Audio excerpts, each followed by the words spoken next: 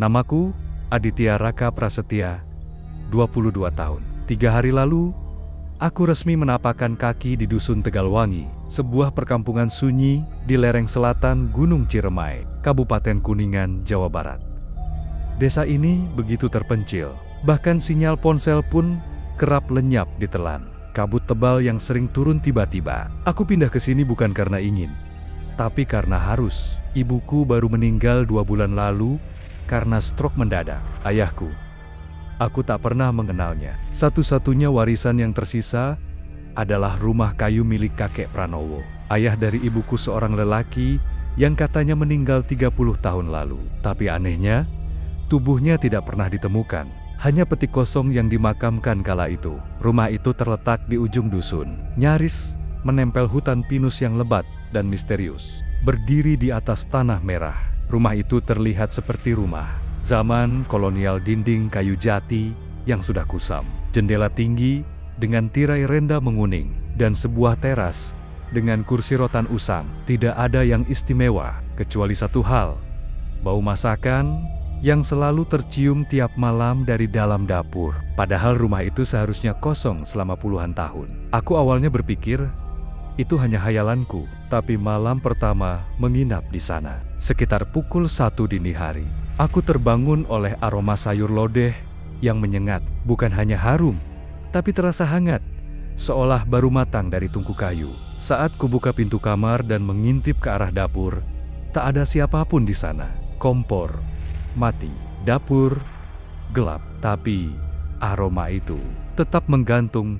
di udara. Keesokan harinya, aku bertanya ke warga sekitar. Mereka hanya menggeleng pelan dan menyuruhku tidak banyak bertanya. Rumah itu punya aturan sendiri, Le, kata seorang lelaki tua bernama Pak Sarman. Kalau sudah malam, jangan keluar kamar dan jangan pernah buka pintu dapur. Aku pikir itu hanya tahayul, tapi malam kedua, bau masakan itu kembali. Kali ini lebih tajam, seperti ikan asin yang digoreng dengan sambal terasi.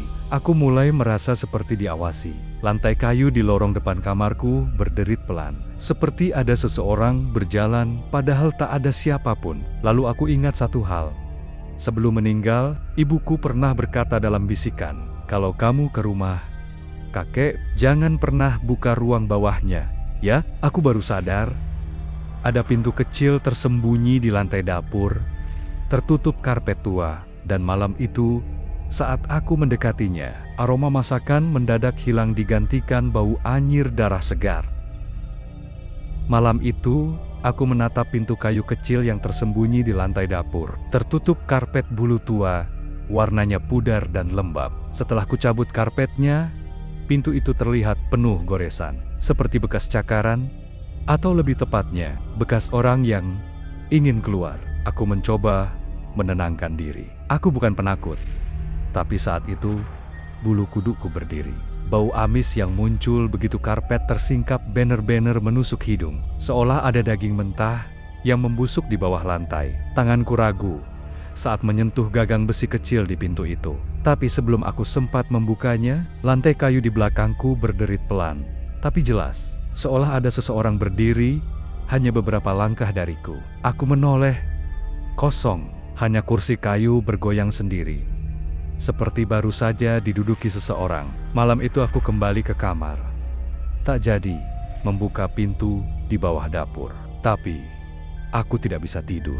Suara sendok dan piring terdengar dari dapur, seperti seseorang sedang makan malam. Tak ada cahaya, tak ada suara manusia. Hanya suara peralatan makan yang beradu, dan bau masakan yang semakin kuat.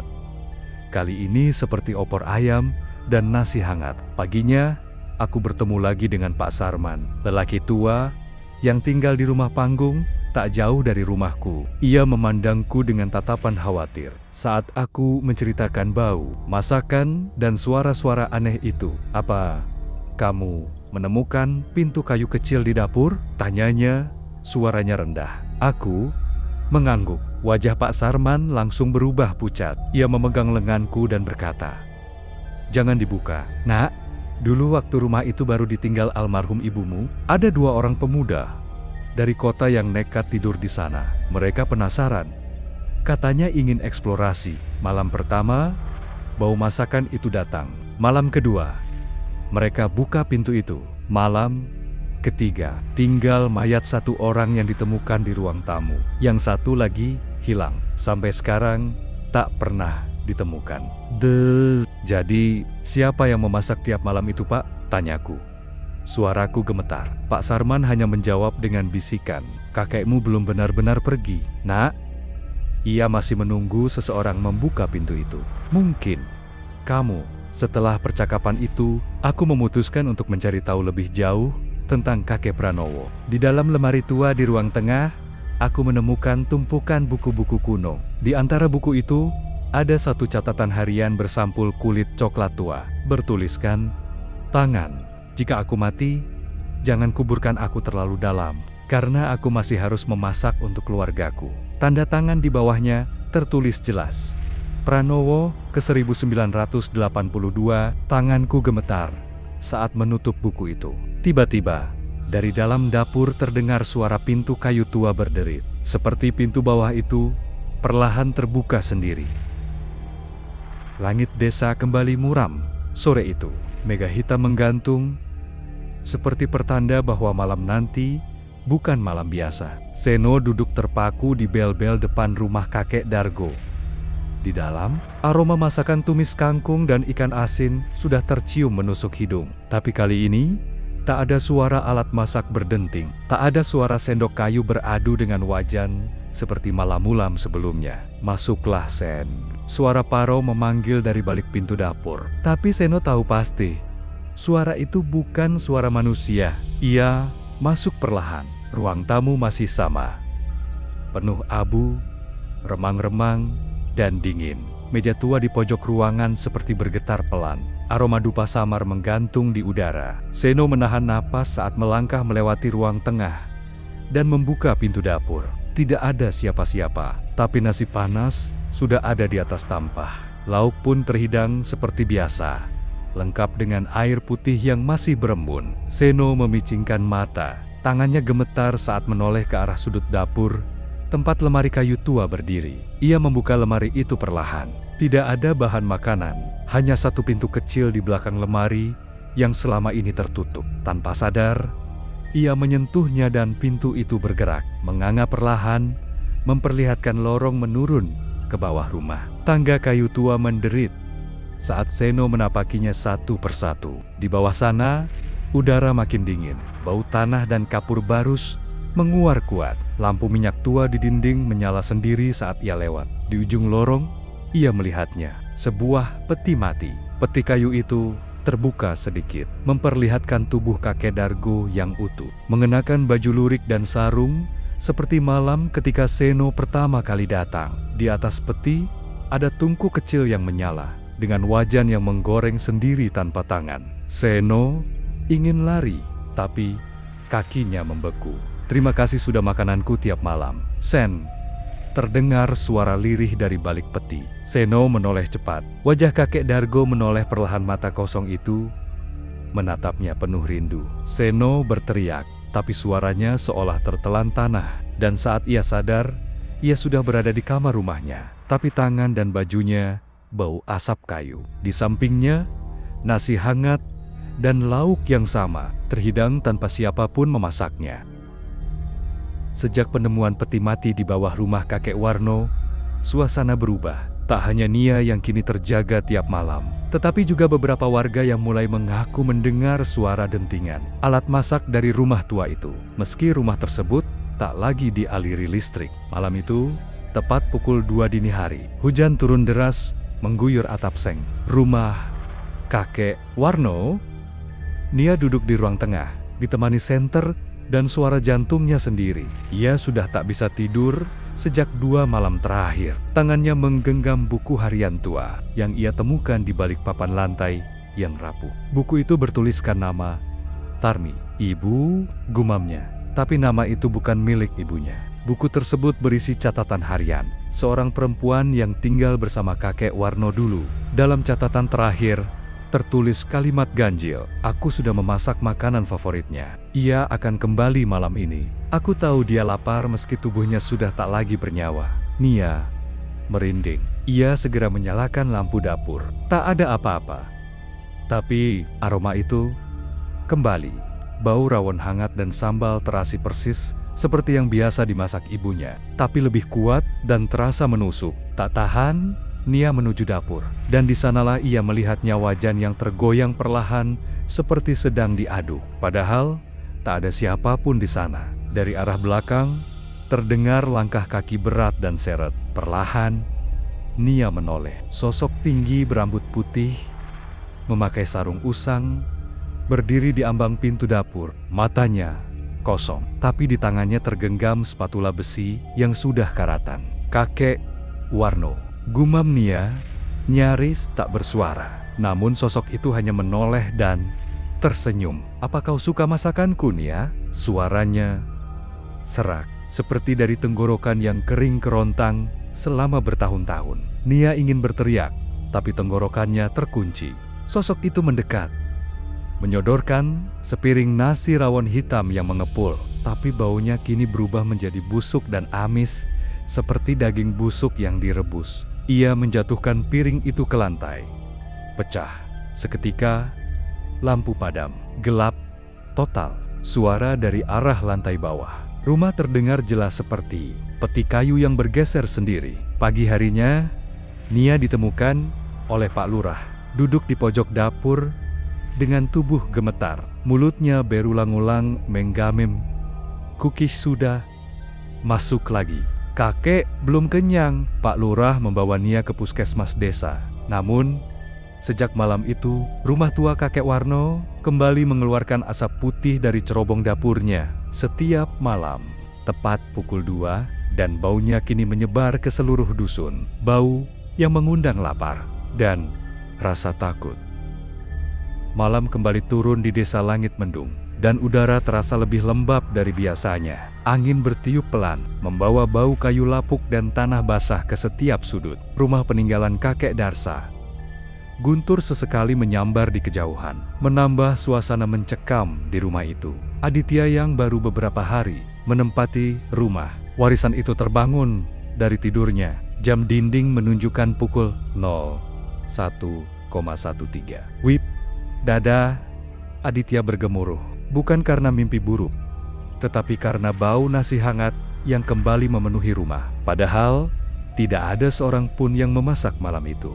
Pelan-pelan ia turun dari tempat tidur dan mengambil senter kecil yang tergantung di dinding kamarnya. Ia melangkah pelan menuju dapur. Lantai kayu berderit setiap kali diinjak, seakan memperingatkan bahwa rumah itu tak suka diganggu di malam hari. Sesampainya di dapur, senter Aditya langsung mengarah ke kompor tua di sudut ruangan. Kosong, tapi aroma masakan masih sangat kuat. Ia memeriksa meja makan, dan di sanalah ia melihat sepiring sayur asem dan tempe goreng yang masih hangat, mengepul seperti baru dimasak beberapa menit lalu. Aditya mundur perlahan. "Aku tahu ini nggak normal," bisiknya pada diri sendiri. Tiba-tiba dari balik dapur, terdengar suara perempuan tua. "Adi, makan dulu nak, jangan biarkan perut kosong, nanti masuk angin." Suara itu lirih, lemah, tapi jelas dan nyata. Aditya menoleh spontan. Tak ada siapapun di belakangnya. Tapi suara itu adalah suara Nenek Laras, istri kakek Darsa, yang sudah meninggal 15 tahun lalu. Tangannya gemetar saat memegang gagang senter. Ia mencoba menyapukan cahaya ke sudut-sudut dapur, berharap menemukan tikus atau suara dari hewan kecil apa saja yang bisa dijadikan penjelasan logis. Tapi tidak ada apapun. Lalu, suara langkah kaki menyeret mulai terdengar dari arah belakang. Rumah perlahan teratur, berat. Aditya melangkah mundur dan segera menutup pintu dapur, menguncinya dari dalam. Napasnya tercekat ketika ia menoleh kembali ke meja makan. Makanan itu sudah tidak ada, kosong, seperti tak pernah ada. Bau masakan pun ikut menghilang, digantikan dengan bau tanah basah yang menyengat, seperti bau liang kubur yang baru dibuka. Aditya terduduk di lantai. Ia mengusap wajahnya, mencoba menyangkal semua yang baru saja terjadi. Apa yang sebenarnya terjadi di rumah ini? Gumamnya lirih. Keesokan paginya, ia memutuskan untuk mengunjungi Pak Budi, tetangga sebelah rumah yang paling tua di lingkungan itu. Pak Budi tinggal seorang diri dan dikenal jarang keluar rumah. Ketika Aditya mengetuk pintu, lelaki tua itu hanya membuka sedikit, menyisakan celah sempit yang cukup untuk berbicara. "Pak, boleh saya tanya sesuatu tentang rumah kakek saya? Tentang rumah itu?" Pak Budi mendengus. "Kamu tinggal di sana sekarang?" Aditya mengangguk pelan. Pak Budi menarik napas panjang, matanya yang cekung menatap dalam. "Dulu, setelah kakekmu meninggal, banyak kejadian aneh. Tapi yang paling tidak pernah bisa dijelaskan adalah makanan yang terus muncul di meja makan setiap malam. Selama 7 hari berturut-turut setelah pemakaman, ada makanan di sana, lengkap seperti buatan nenek Laras. Tapi nenekmu sudah meninggal lebih dulu, setahun sebelumnya." Aditya tercekat. "Lalu, siapa yang buat makanan itu?" tanyanya. Pak Budi hanya menggeleng pelan. "Sampai hari ini, tidak ada yang tahu. Tapi satu hal yang selalu kuingat. Rumah itu tidak pernah benar-benar kosong. Ada yang masih tinggal di bawah sana." Aditya menggigil. Ia teringat lantai dapur yang sedikit miring. Bagian yang langsung di atas ruang bawah tanah, tempat peti mati disimpan. Ruang yang belum pernah ia buka sejak hari pertama pindah ke rumah itu. Dan malam itu, ia berniat membuka pintu menuju ruang bawah tanah itu. Malam itu, hujan turun deras, mengguyur atap rumah peninggalan kakek Sarman. Aroma tanah basah bercampur dengan bau khas kayu tua yang meresap ke setiap sudut rumah. Damar, yang kini tak bisa pulang ke kota karena badai, duduk termangu di ruang tengah, ditemani lilin dan secangkir teh hangat buatan Bu Darti, wanita paruh baya yang membantu membersihkan rumah sejak kakek meninggal. Namun sesuatu terasa berbeda malam itu. Teh terasa getir, dan Bu Darti tampak lebih banyak diam, tatapannya kosong, seolah pikirannya tertinggal di masa lalu. Damar, yang sejak kecil terbiasa mendengar cerita misteri dari kakeknya, kini mulai merasakan sendiri betapa menyeramkannya kenyataan di balik cerita. Tak lama kemudian, terdengar ketukan dari pintu belakang, pelan dan berirama. Seakan orang yang mengetuk tahu betul tata krama rumah tua ini. "Tok, tok, tok, tok." Bu Darti bangkit dengan wajah pucat pasi, dan tanpa sepatah kata pun melangkah ke arah pintu. Damar menahan napas. Ketika pintu terbuka, udara dingin menyeruak masuk. Di ambang pintu berdiri seorang lelaki tua dengan jas hujan lusuh dan topi koboi usang yang menutupi sebagian wajahnya. "Pak Karmin?" bisik Bu Darti nyaris tak terdengar. Damar berdiri. Nama itu tak asing. Pak Karmin adalah sahabat lama kakek Sarman yang dikabarkan hilang sejak kebakaran pasar tua 25 tahun silam. "Tolong, aku harus masuk.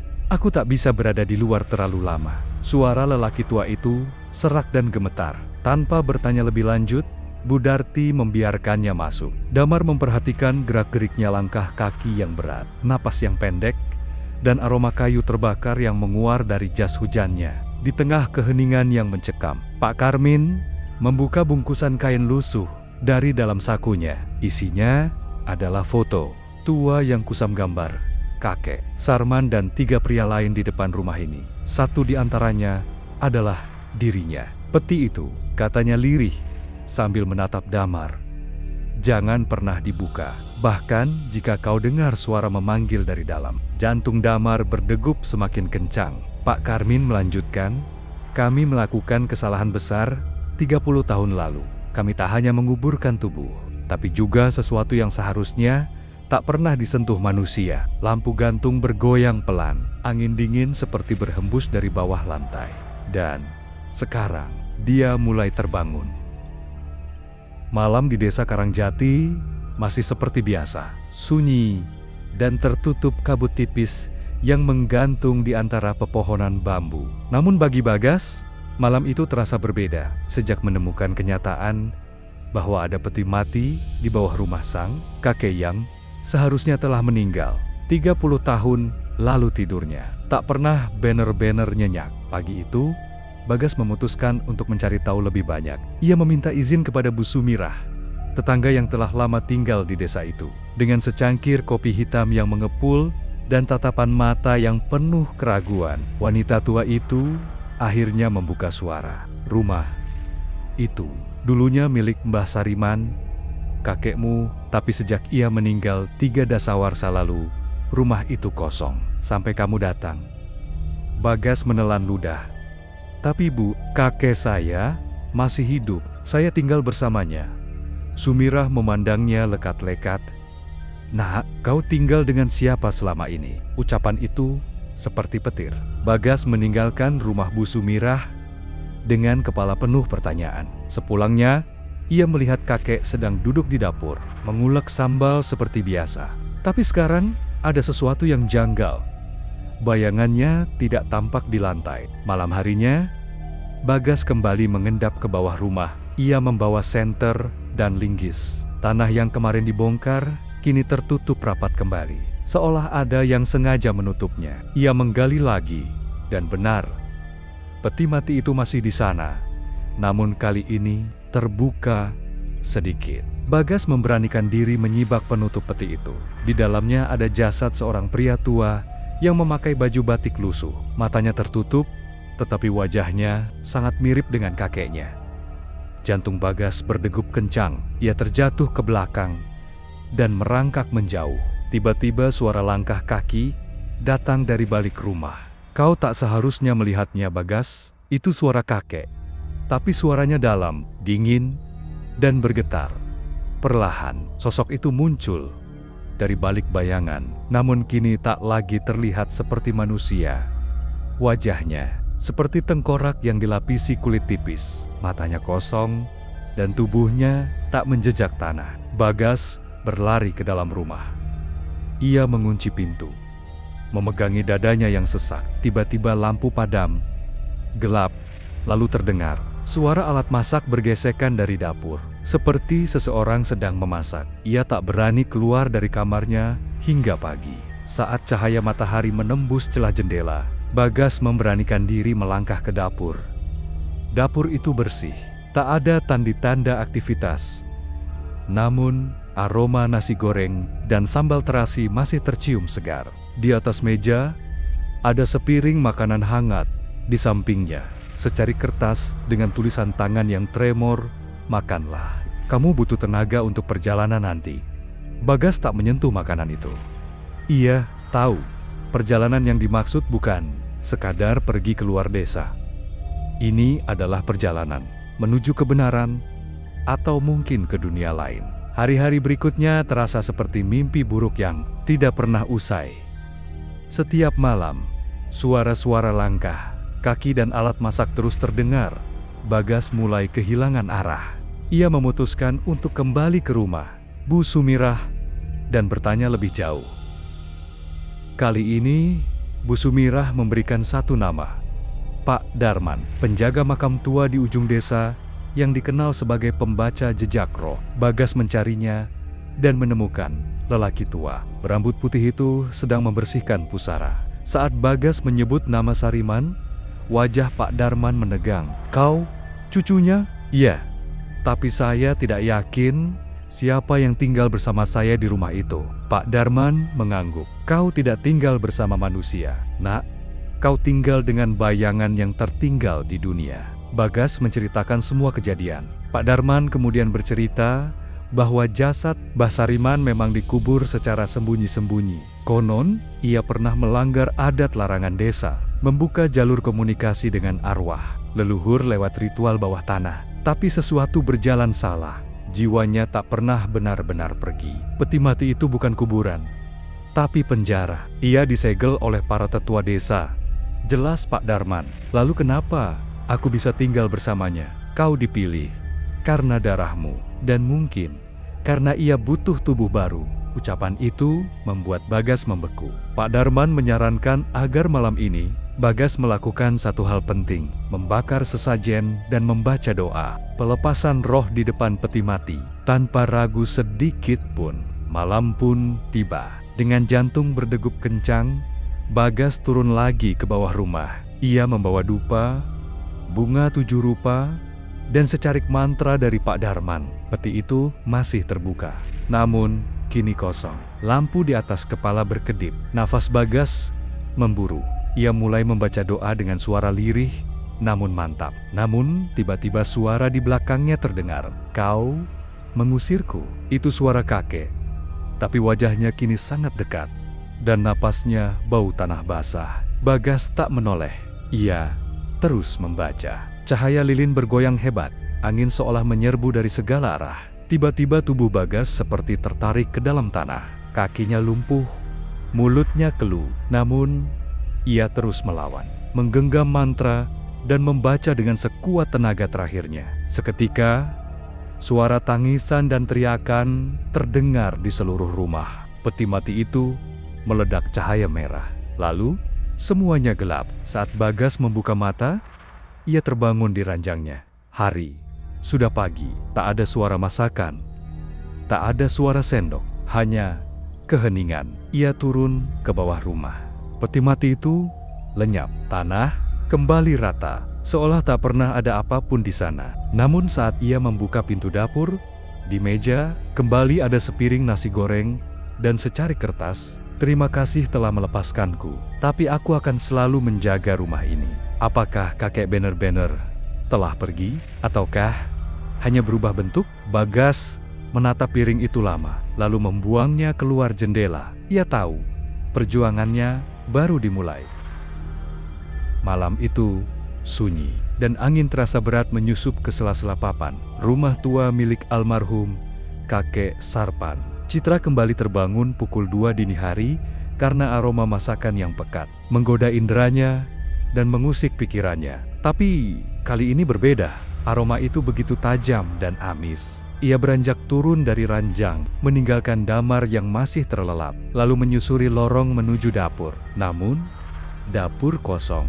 Panci-panci bersih tergantung di dinding. Kompor tidak menyala. Tapi jelas, aroma sayur asem dan daging rebus masih menyeruak. "Ini bukan masakan manusia," gumam Citra, menahan napas. Saat ia berbalik, papan lantai tepat di bawahnya berderit pelan.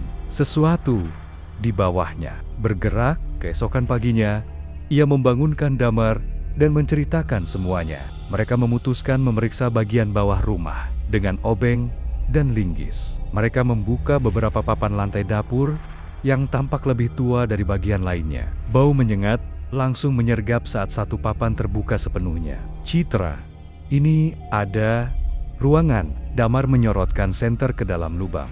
Di bawah sana, ada tangga kayu yang mengarah ke ruang bawah tanah. Sempit yang seolah tak pernah tersentuh cahaya. Citra menelan ludah. Mereka turun bersama. Ruangan itu dipenuhi perabot dapur tua, kompor arang, cobek dari batu, dan meja kayu lapuk. Tapi yang paling mengerikan adalah peti mati di sudut ruangan. Tertutup kain putih, kotor, dan lilin-lilin kecil yang masih menyala, padahal tidak ada yang menyalakan.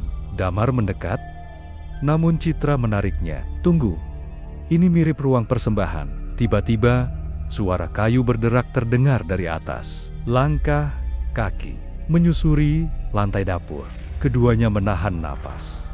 Lalu terdengar suara nyaring gemeretak kayu yang berat, seolah seseorang sedang menuruni tangga dari dunia lain. Mereka buru-buru naik kembali, menutup papan lantai, dan menekan tubuh di atasnya. Tak ada siapapun di atas. Tapi aroma itu kembali terasa lebih pekat. Hari itu mereka menemui Bu Surti, tetua desa, dan menceritakan apa yang mereka temukan. Peti itu bukan tempat tidur, itu wadah roh. Kakekmu tidak dikubur sepenuhnya. Ia menyatu dengan rumah ini, menjadi penjaga. Tapi kalian sudah membuka jalannya. Damar menggertakkan gigi. "Maksudnya, kami membangunkannya? Bukan. Kalian memanggilnya." Citra menunduk. Ingat saat ia membuka laci tua di kamar belakang dan menemukan botol kaca berisi rambut dan potongan kulit yang kini ia sadari bukan benda biasa. "Lalu kami harus apa, Bu?" tanya Citra. Suara gemetar. Bu Surti menatap keduanya dengan tatapan kosong. "Kalian harus tidur di dapur malam ini. Biarkan ia melihat kalian. Biarkan ia tahu kalian bukan musuh. Episode berakhir dengan Citra dan Damar duduk bersila di lantai dapur saat malam menjelang. Di bawah mereka, suara kayu yang merintih makin nyaring, dan pelan-pelan, hawa dingin merayap naik.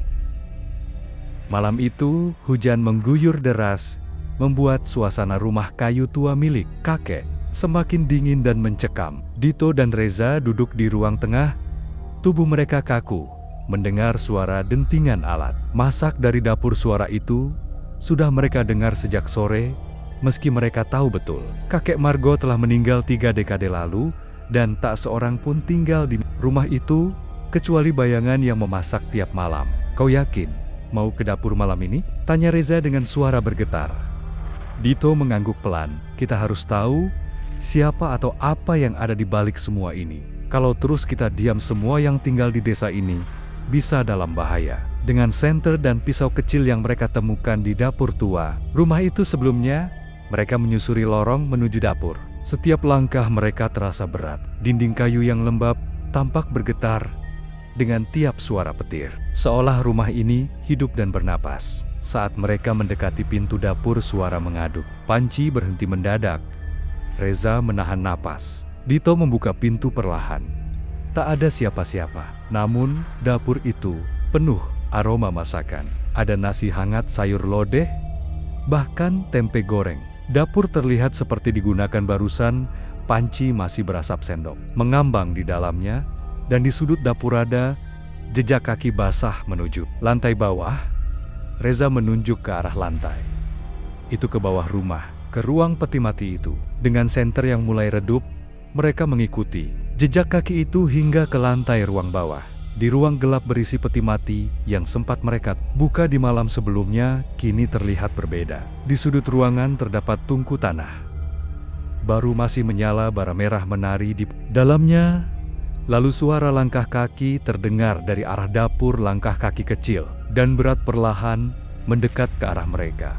Mereka memalingkan wajah ke tangga. Sosok perempuan muncul mengenakan daster lusuh, rambut panjang menutupi wajahnya. Di tangannya ia membawa centong kayu yang meneteskan darah segar. Dia berjalan ke arah peti mati dan meletakkan sesuatu di atasnya, sepiring nasi lengkap dengan lauk dan potongan jari manusia. Reza terhuyung ke belakang, jatuh sambil menahan muntah. Dito masih berdiri terpaku.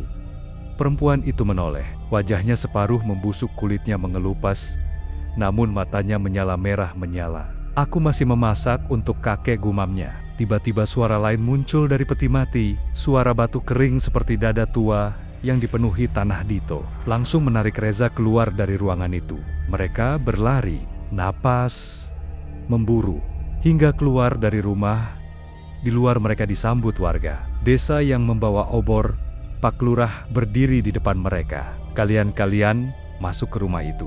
Dito mengangguk dengan napas tersengal. Kakek Margo, dia masih ada di sana, tapi bukan sendiri. Ada wanita memasak untuknya. Pak Lurah memejamkan mata. Wanita itu cucunya sendiri. Ia bunuh diri di dapur rumah ini 7 tahun lalu. Sejak itu suara masak-memasak tak pernah berhenti. Semua warga diam. Angin dingin malam menyapu desa kecil itu. Dari balik jendela rumah tua, sesosok bayangan masih terlihat. Berdiri di dapur mengaduk masakan yang tak pernah selesai. Pagi itu, hujan masih menyisakan basah di pekarangan rumah kakek Darsam. Embun menggantung di dedaunan, dan bau tanah basah menyeruak sampai ke dalam rumah. Namun yang paling membuat bulu kuduk Bagas meremang adalah jejak kaki basah yang ditemukan di lantai dapur. Jejak yang berakhir tepat di pintu perangkap bawah lantai kayu. Bagas berdiri diam memandangi jejak itu. Kak, Bagas, siapa yang jalan-jalan semalam? Tanya Rani lirih, berdiri memegang bantal kecilnya. Ia baru bangun tidur. Matanya masih sembab. Bukan kakak, dan bukan kamu kan? Bagas membalas pelan. Rani mengangguk cepat. Mereka berdua saling berpandangan. Dalam diam, mereka tahu tak ada siapapun yang bisa meninggalkan jejak basah dari luar, kecuali sesuatu. Dengan jantung berdentum, Bagas membuka pintu lantai yang mengarah ke ruang bawah tanah. Engselnya berderit panjang, seolah menjerit setelah puluhan tahun tak dibuka. Bau lembab langsung menyeruak, campuran antara tanah basah, debu kayu tua, dan bau amis yang tak asing. Tangga kayu menurun tajam ke ruangan yang hampir gelap total. Bagas mengambil senter dari dapur dan mulai turun perlahan. Disusul Rani yang memegangi kaosnya. Setiap anak tangga mengeluh di bawah pijakan mereka. Setibanya di bawah, cahaya senter menyapu ruangan kecil dengan dinding batu, lembab, dingin, sunyi. Tapi di tengah ruangan itu ada peti kayu besar yang sudah mulai lapuk dimakan usia. Tepat di depan peti itu berdiri sebuah meja kecil, dan di atasnya sepiring nasi hangat dan 2 cangkir teh masih mengepul. Bagas mundur setapak. Ini gak mungkin. Siapa yang naruh makanan ini? Tehnya masih hangat, gumam Rani. Lalu tiba-tiba suara lantai di atas mereka berderit, seolah ada yang berjalan di dapur. Langkah berat lalu berhenti. Hening. Bagas menahan napas. Ia menyorotkan cahaya senter ke atas, namun tak terlihat apa-apa. Detik berikutnya, suara tangisan lirih terdengar dari arah peti. Tangisan perempuan terisak-isak. Rani merapat ke tubuh Bagas. Gemetar. "Ah, ada orang di balik peti itu, Kak." Perlahan, mereka melangkah ke sisi peti, dan benar ada sosok perempuan membungkuk di lantai, menangis sambil memegang foto tua. Rambutnya kusut, tubuhnya mengenakan daster penuh tanah dan noda gelap. Tapi yang paling membuat Bagas terpaku adalah wajah itu. Wajah ibu mereka. Tapi bagaimana mungkin? Ibu mereka sudah meninggal 2 tahun lalu. Bagas menahan tangis. "Ibu?" Sosok itu menoleh perlahan. Matanya kosong, wajahnya hancur sebagian, namun tersenyum. "Kalian masih ingat rumah ini? Ya?" Rani menjerit. Bagas menariknya ke belakang. "Itu bukan ibu." "Kak, kita pergi." Mereka berlari naik tangga, tapi pintu lantai tertutup sendiri, dikunci dari atas. Bagas menghantamnya berkali-kali. "Tolong, siapapun yang di atas, buka pintunya." Lalu terdengar suara dari balik lantai. Suara berat dan parau. "Ini rumahku. Kalian yang masuk tanpa izin, jangan pergi dulu. Makan malam belum selesai." Pintu berderit terbuka sendiri. Cahaya dapur menyinari wajah kakek Darsam yang berdiri tegak di sana, lengkap dengan baju koko, kopiah, dan tubuh yang sudah mulai membusuk. Kakek Bagas gemetar, tapi Darsam tak marah. Ia hanya tersenyum, lalu membalikkan badan. "Ayo, kembali ke meja makan. Ibu kalian sudah menunggu." Bagas dan Rani saling berpandangan. Tak ada pilihan. Mereka mengikuti sang kakek, perlahan naik ke dapur yang kini berubah menjadi tempat makan malam paling menyeramkan dalam hidup mereka. Malam itu, suasana rumah terasa jauh lebih sunyi dan berat dari biasanya. Dini duduk di samping Angga yang masih menunduk sejak kejadian di ruang bawah tanah. Tatapan kosongnya tak lepas dari lantai kayu, seolah masih mendengar isakan perempuan yang mereka lihat di depan peti mati semalam. Dini meremas tangan kakaknya pelan. "Apa kita harus cerita ke warga?" bisik Dini dengan suara bergetar. Angga menggeleng. "Mereka nggak bakal percaya kalau kita bilang kakek udah meninggal 30 tahun lalu, tapi masih masak tiap malam. Kita pasti dikira gila." Keesokan harinya, mereka kembali beraktivitas seperti biasa, mencoba bersikap tenang. Tapi satu hal tak bisa mereka abaikan di dapur. Selalu ada masakan baru setiap pagi, lengkap dengan 2 piring dan 2 cangkir teh, persis seperti yang mereka lihat di ruang bawah tanah. Bahkan sendok dan mangkuknya sama, dari porselen biru khas zaman dulu. Pukul 10 pagi, Pak Rosman, kepala dusun, datang mengunjungi rumah mereka. Lelaki tua itu memandangi rumah kayu tua tersebut dengan pandangan murung. Ia sempat tinggal di desa ini sejak muda dan tahu betul sejarah rumah tersebut. Ia menatap Angga dalam-dalam. "Kau tahu, rumah ini dulu milik Pak Sastro. Dulu beliau dikenal suka memasak untuk keluarganya. Meskipun sudah tinggal sendiri, tapi semenjak beliau meninggal, rumah ini kosong lama sebelum diwariskan ke orang tuamu. Angga menelan ludah. Pak Sastro, kakek saya, Pak Rosman mengangguk perlahan. Betul. Tapi ada satu hal yang warga jarang mau bahas. Setelah Pak Sastro dikubur, beberapa warga yang lewat malam hari suka dengar suara lesung ditumbuk dan bau masakan menyengat dari dapur. Pak, kami Angga ragu. Namun akhirnya berkata jujur, kami lihat peti mati di ruang bawah tanah. Dan ada seseorang di sana. Pak Rosman terdiam cukup lama. Wajahnya tampak mengeras. Kalian harus hati-hati. Arwah yang tidak ikhlas bisa tetap terjebak di antara dunia.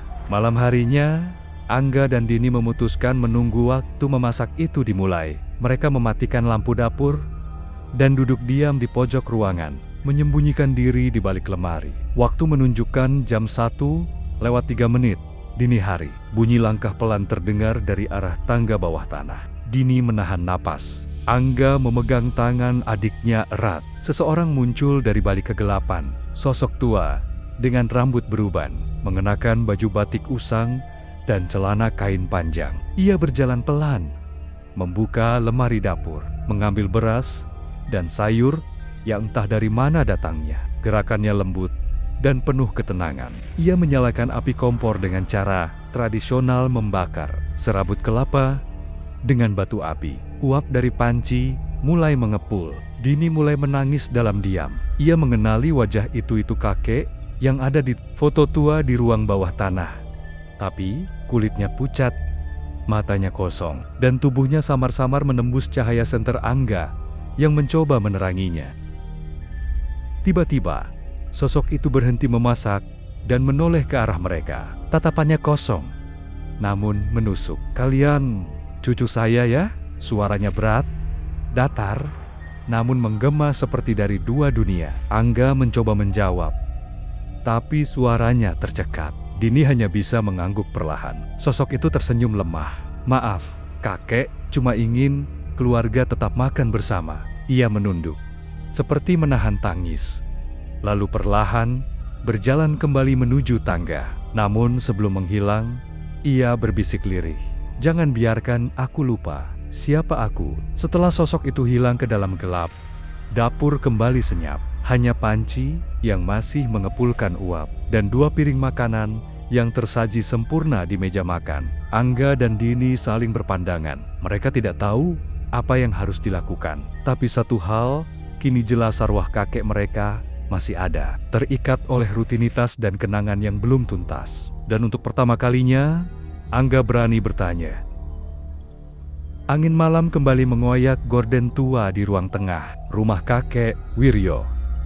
Langit menghitam tanpa bintang, seolah menyatu dengan suasana rumah yang kian menegang. Dimas dan Rani masih duduk terdiam di pojok ruangan, mencoba mencerna kenyataan yang semakin sulit diterima akal sehat. Bayangan sosok kakek yang seharusnya telah wafat 30 tahun lalu, tapi masih hidup dan beraktivitas, membuat logika mereka terjungkal. Ron, kamu yakin kita nggak salah lihat tadi malam? Tanya Dimas pelan. Suaranya serak oleh rasa takut. Rani menggigit bibir. Itu bukan mimpi, Dim. Aku bahkan mencium aroma masakan kakek. Hangat, khas, seperti dulu waktu kita kecil. Dimas menunduk. Mereka berdua adalah cucu dari kakek Wiryo, yang dulunya dikenal sebagai dukun kampung, dengan keahlian menyambung hidup dari dunia gaib. Setelah kepergiannya 3 dekade lalu, rumah ini kosong. Hanya sesekali dibersihkan oleh tetangga yang masih peduli. Namun, sejak mereka kembali 2 hari lalu karena warisan, semuanya berubah. Malam ini, mereka menemukan ruangan kecil yang tersembunyi di bawah lantai dapur. Papan kayu diangkat, memperlihatkan tangga yang mengarah ke ruang bawah tanah yang dingin dan berbau anyir. Di sanalah mereka menemukan peti mati, utuh, tanpa terkubur, dan petinya kosong. Pagi hari berikutnya, Rani duduk di teras depan sambil memegang foto tua kakek Wiryo. Wajah lelaki itu terlihat tenang, namun penuh misteri. Ia mengenakan pakaian ritual lengkap, baju putih, ikat kepala hitam, dan kalung dari taring hewan. Di belakang foto itu, tertulis dalam tulisan tangan yang hampir pudar, bila nyawaku terikat di antara dua alam, biarlah aku tetap memberi makan keturunanku. Jangan ganggu malamku." Rani merinding. Ia lalu menunjukkan tulisan itu ke Dimas, yang baru saja bangun dengan mata sembab. "Dia tahu dia akan tetap ada di sini, Dim," bisik Rani. "Kakek kita sengaja mengikat dirinya di antara dunia ini dan dunia setelah mati. Untuk apa? Supaya terus bisa memasak dan menjaga rumah? Itu gila." Dimas mulai kehilangan kesabaran. "Kita harus bakar rumah ini, Ron. Hancurkan semuanya. Ini bukan manusiawi lagi."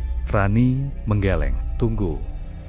Dulu, ada yang belum selesai. Kita harus tahu kenapa dia melakukan ini." Malam menjelang, dan seperti biasa, dapur kembali menyala. Dimas dan Rani memutuskan untuk mengendap-endap, mengamati dari balik lemari. Dan di sana, sosok kakek muncul kembali. Langkahnya lambat, napasnya berat, dan kulitnya pucat seperti lilin. Namun kali ini, dia tidak memasak. Ia berdiri di depan altar kecil yang mereka belum pernah lihat sebelumnya.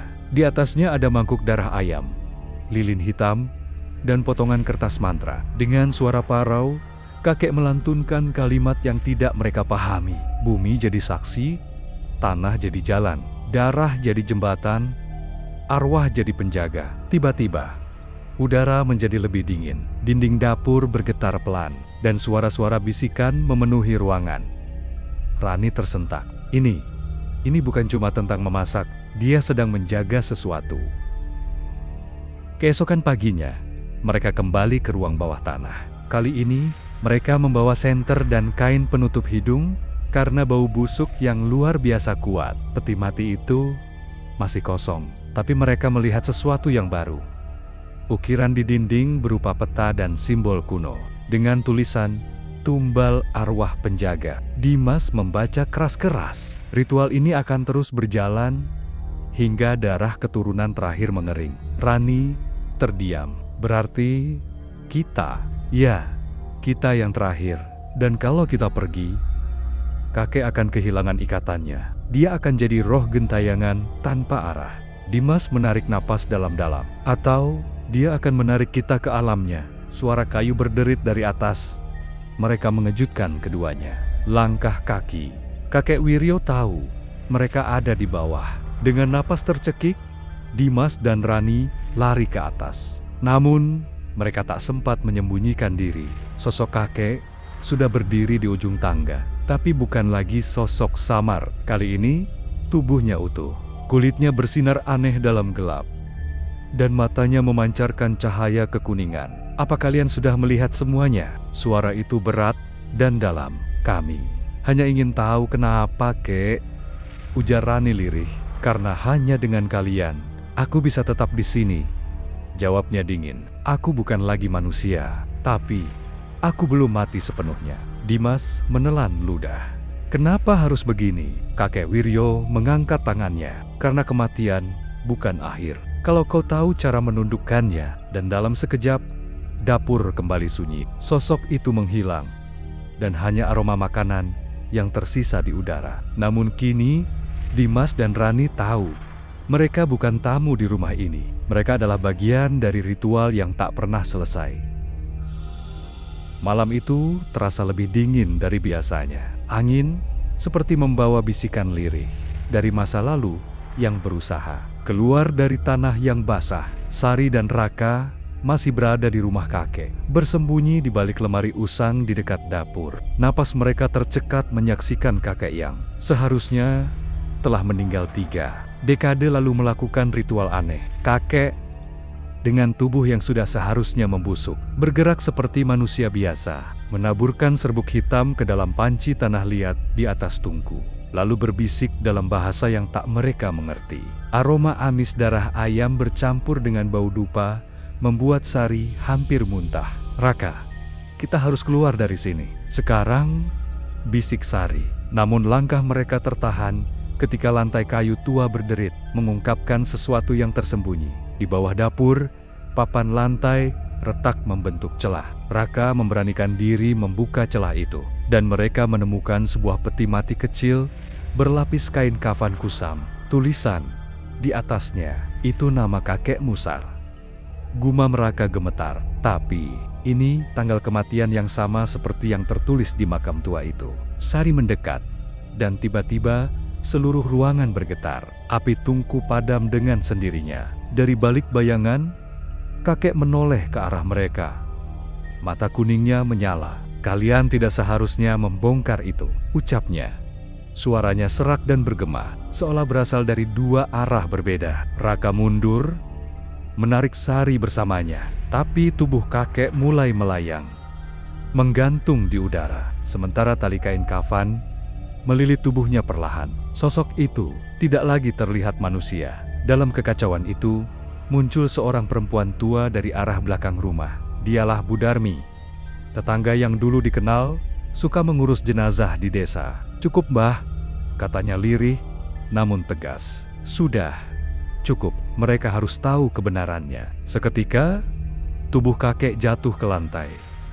Tak lagi bergerak. Budarmi mendekat, lalu membuka lipatan kafan yang menyelimuti peti.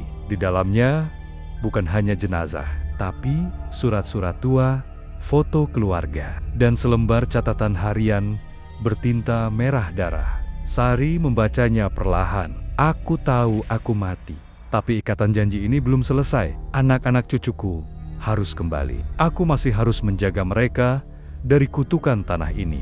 Tangis Sari pecah. Ia mengingat malam mulam saat ibunya selalu berkata, "Kakek masih menjaga dapur kita, meski dari jauh." "Raka, ini bukan hanya soal kematian," bisik Sari. "Ini soal ikatan yang tak pernah dilepaskan. Dan kita adalah bagian dari perjanjian itu." Mereka saling menatap, menyadari bahwa rahasia terbesar belum sepenuhnya terungkap. Dan malam itu, mereka memutuskan untuk tinggal satu malam lagi untuk menggali lebih dalam. Langit desa mendung pekat, seolah menandai bahwa sesuatu yang besar akan terjadi. Angin dingin menusuk tulang belulang, membuat dedaunan kering berterbangan di halaman rumah tua milik kakek Ranu. Rumah itu kini dikepung ketegangan yang tak kasat mata antara dunia nyata dan yang tak terlihat. Fajar dan Tari berdiri di depan pintu dapur, tempat semua teror bermula. Peti mati kecil di bawah lantai dapur kini terbuka sebagian. Aroma anyir dan pekat kemenyan membumbung dari celahnya. Di balik kain kafan yang terbuka, tampak kerangka kecil dengan mulut menganga, seolah ingin berbicara. Di tangannya tergenggam liontin kuningan yang sama seperti yang selalu dipakai Nenek Suminem yang kini berdiri kaku di belakang mereka. "Sudah waktunya kalian tahu," ujar Nenek Suminem lirih. Suaranya menggema di antara dinding kayu lapuk. "Peti itu bukan sekadar kuburan, itu tempat menahan arwah yang tak bisa pergi." Fajar mencoba menelan ludah, tapi tenggorokannya kering. Siapa dia sebenarnya, Nek?" "Dia adikmu, Tari," kata Nenek Suminem pelan. Tari menoleh cepat, wajahnya pucat pasi. "Dia meninggal saat kau masih bayi. Ibumu tak kuat melahirkan 2 anak. 1 selamat, 1 dikorbankan." Tari mundur 1 langkah. Napasnya tercekat. "Dikubur di bawah dapur." "Iya." Kakek Ranu melakukan ritual pengunci jiwa agar rumah ini tetap hidup. "Dia memasak untuk adikmu setiap malam. Itulah kenapa aroma masakan terus tercium, walau tak ada yang memasak." Suara tawa pelan terdengar dari lantai. Tawa kecil, renyah seperti milik anak kecil. Tapi dalam kegelapan itu, tawa itu berubah menjadi jeritan memilukan. Seolah arwah dalam peti itu meronta ingin bebas. Tiba-tiba, tanah di bawah dapur mulai bergetar. Kayu-kayu retak, dan satu persatu papan lantai runtuh, memperlihatkan lubang besar menganga. Dari dalam lubang itu, asap hitam keluar, membentuk siluet tubuh seorang anak kecil. Wajahnya mirip Tari, tapi matanya kosong. Fajar memegang tangan Tari erat. "Kita harus mengakhiri ini." Mereka mengangkat peti dengan bantuan Nenek Suminem. Tubuh Tari bergetar hebat, namun ia tahu ini saatnya menghadapi masa lalu yang disembunyikan selama puluhan tahun. Nenek Suminem mengeluarkan kalung liontin yang sama dari lehernya. Gabungkan kedua liontin ini dan bisikan namanya. Hanya begitu arwahnya bisa pergi. Tari menggenggam kedua liontin. "Namanya siapa?" Nenek terdiam sejenak. "Laras," nama adikmu Laras." Dengan tangan gemetar, Tari menggenggam liontin itu dan berlutut di hadapan Peti. "Laras, aku di sini. Maaf karena kau harus sendirian. Maaf karena semua ini terjadi." Tangisan kecil terdengar. Lalu perlahan, arwah anak kecil itu tersenyum dan menghilang bersama asap hitam. Peti itu tiba-tiba menjadi ringan. Kain kafan berubah menjadi lembaran putih bersih, dan aroma kemenyan pun lenyap. Rumah itu hening. Tak ada lagi suara langkah malam. Tak ada aroma masakan tanpa wujud. Semua kembali normal. Untuk pertama kalinya dalam 3 dekade. Beberapa minggu kemudian, rumah kakek Ranu dipagari dan diberi papan kayu. Bertuliskan, "Tanah ini telah di-ICU-kan." Penduduk desa tak lagi berani membicarakan rumah itu. Tapi mereka tahu, malam-malam mereka kini lebih tenang. Fajar dan Tari memutuskan pindah ke kota. Tapi setiap malam Jumat, Tari selalu menyalakan lilin kecil dan meletakkan semangkuk nasi putih di jendela, bukan sebagai persembahan, tapi sebagai doa. "Untuk Laras," ucapnya pelan, "kamu tidak akan dilupakan." Dan begitulah cerita tentang peti mati di bawah rumah itu berakhir, tapi bisikannya mungkin masih tertinggal di angin malam Desa Banyuanyar.